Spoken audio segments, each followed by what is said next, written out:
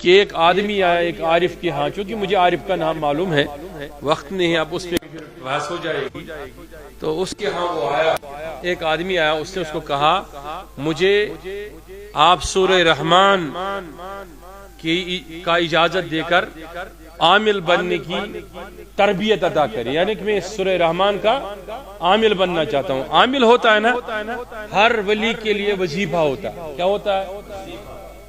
آپ سمجھے نہیں میری بات؟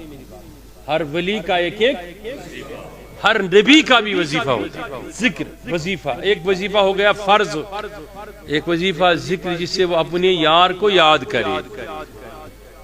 اور کبھی آپ پوچھ لینا جو بھی آپ کے اجلا اولیاء ہے نا آپ کے ذہنوں میں نے اس پر بڑی تحقیق کی، اور اگر میں اس پر کتاب لکھوں اور آپ کو بولوں، ایسے سینکڑوں اولیاء ہے جن کو میں جانتا ہوں نا نام سے، لیکن مجھے معلوم ہے کس کا کیا وظیفہ ہے۔ یہ شکرانی نعمت کے طور میں کہتا ہوں، اور ہر نبی کا بھی الگ الگ وظیفہ رہا ہے اور اب بھی ہے۔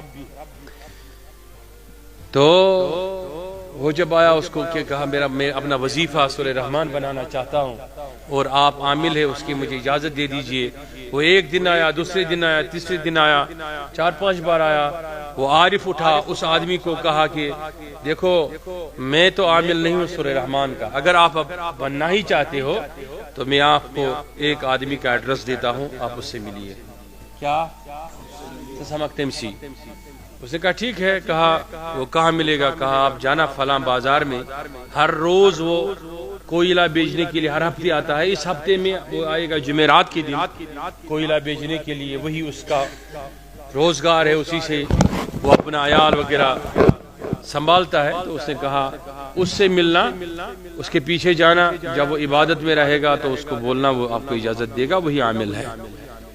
مختصر بتا رہا ہوں، اپنا کوئلہ لے کے آیا، بیچنے کی کوشش کی، دن بھر وہیں رہا، اس کا کوئلہ کسی نے نہیں خریدا۔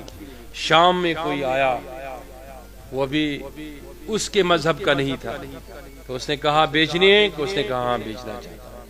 کہا میرے گھر پہنچانے ہیں؟ کہا ٹھیک ہے پہنچا دوں گا۔ وہ گھر پہنچایا، مکان کے اوپر رکھوایا، کہا اگلے مہینے کی 1 تاریخ کو آنا تو اس کے پیسے دوں گا۔ وہ نکل گیا، کچھ نہیں کہا اس کو، نکل گیا وہاں سے، منتیں سماجتی نہیں کی، نکل گیا۔ گھر پہنچا، گھر جو ہی وہ اس کے پیچھا کرتا رہا۔ گھر جب وہ پہنچا، اس کی بیوی باہر آئی تو پوچھا بچے بھوکے ہیں، لائے ہو کچھ کھلانے کے لیے؟ کہا کچھ بھی نہیں۔ کوئلہ کہاں رکھے؟ کہا ایسا مسئلہ ہوا۔ تو بیوی نے بڑے بڑے بھلے الفاظ کہے، بہت برا سنایا، تو اس کو بھی جواب میں کچھ نہیں کہا۔ وضو کر لیا، بیٹھا، پوری رات وہ وظیفے میں رہا۔ جب تہجد کا وقت ہوا تو اس نے کھڑا ہو کے قیام کیا نا، سمجھ گئے میری بات، اور پھر سورہ رحمان پڑھنے لگا۔ وہ آدمی دیکھ رہا، تو جب وہ اس آیت پہ پہنچا،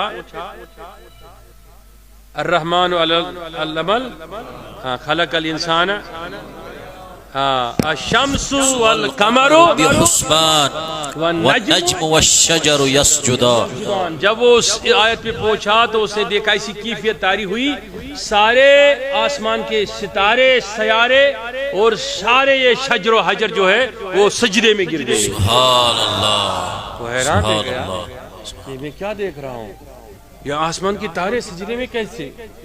اس نے آنکھوں کو یوں ٹٹولا، دیکھا تو اس نے دیکھا سب کچھ اپنی جگہ ہے۔ تو واپس جب وہ صبح لوٹا اس عارف سے ملنے کے لیے، کہا حضرت میرے تو رونگٹے کھڑے ہو گئے، وہ جب اس آیت پہ پہنچا تو ایسا منظر ہوا۔ کہا آپ کو چاہیے اب اجازت؟ کہا مجھے نہیں چاہیے۔ کہا کیوں؟ کہا جناب اگر وہ میرے پاس سورہ رحمان ہوتا تو میں پہلے اپنی کوئلہ ہی بھجوا دیتا۔ سمجھ گئے میرے؟ پھر اس آدمی کی کیا مجال تھی یہاں سے میرے گھر، اپنے گھر مجھے کوئلہ لے کے لے لیتا، میں پھر کو اس کو چھوڑتا، سیدھا سورہ رحمان پڑھ کے سنان پہ بڑھسی کے رہتے۔ کہا پھر میں بیوی کی وہ تانی سنتا، میں اس کو اسی وقت چھوڑتا نہیں، بیوی کو لاتا۔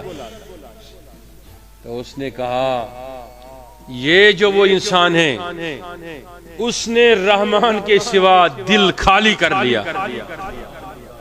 بات سمجھ میں آئی کہ نہیں؟